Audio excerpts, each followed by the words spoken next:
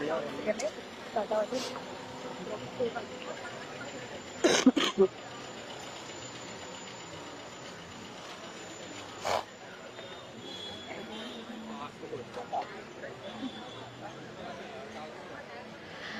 അപ്പോൾ ഞാനാണെങ്കിൽ ഇപ്പൊ ഇവിടെ 29th IFFK ഇപ്പൊ വന്ന് പാസ് വാങ്ങിയതേ ഉള്ളൂ.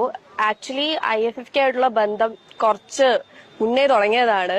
ഒരു 2013 ആദ്യമായിട്ട് ഞാൻ മാർവാനസിൽ ആയിരുന്ന ടൈമിലാണെങ്കിൽ ഞങ്ങളാണെങ്കിൽ അവിടെ നിന്ന് റിക്രൂട്ട് ചെയ്യുമായിരുന്നു നമ്മള് ആങ്കറിങ്ങിന് വേണ്ടിയിട്ട് ഇവിടെ. അപ്പോൾ ഞാൻ ആ സമയത്ത് ആങ്കർ ചെയ്യുന്നുണ്ടായിരുന്നു IFFK.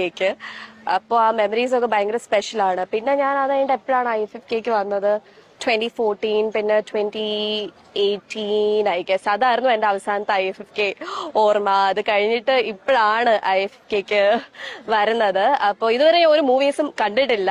ഇപ്പൊ ജസ്റ്റ് വന്ന് പാസ് വാങ്ങിയതേ ഉള്ളൂ. പക്ഷെ ഇനിയുള്ള ദിവസങ്ങളിൽ ഒരുപാട് നല്ല മൂവീസ് ഒക്കെ കാണണം.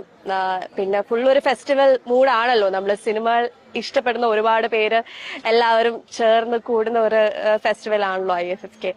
അപ്പോൾ I am looking forward to better movie experiences here. Yeah, thank you. എന്തോ?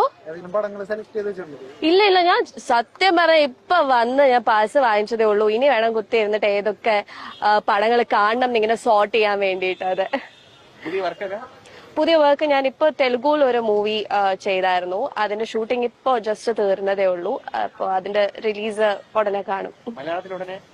മലയാളത്തിൽ അങ്ങനെ ഒന്നും കമ്മിറ്റ് ചെയ്തിട്ടില്ല ഇതുവരെയായിട്ട്. അങ്ങനെ ഒരു അവസരം കമ്മിറ്റ് ചെയ്യാൻ പാകത്തിന് ഒരെണ്ണം കിട്ടിയിട്ടില്ല ഇതുവരെ. യെസ്.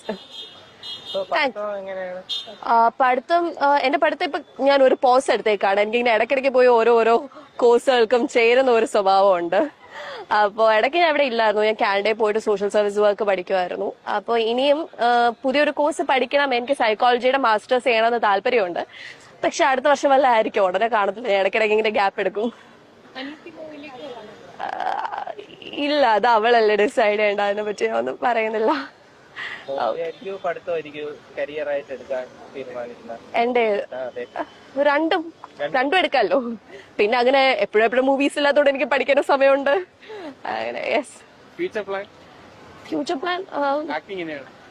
പ്ലാൻ എപ്പോഴും ആക്ടിങ് തന്നെയാണ്. പിന്നെ അങ്ങനെ ഇപ്പം വലുതായിട്ട് ഫ്യൂച്ചറിനെ പറ്റി ഇങ്ങനെ ആയിരിക്കണം അങ്ങനെ പെർട്ടിക്കുലർ ആയിട്ട് തിങ്ക് ചെയ്യുന്ന ഒരാളല്ല. വരുന്ന പോലെ വരട്ടെ, അങ്ങനെയാണ്. ബട്ട് ആക്ടിങ് എപ്പോഴും കാണും. Acting will be there for ever.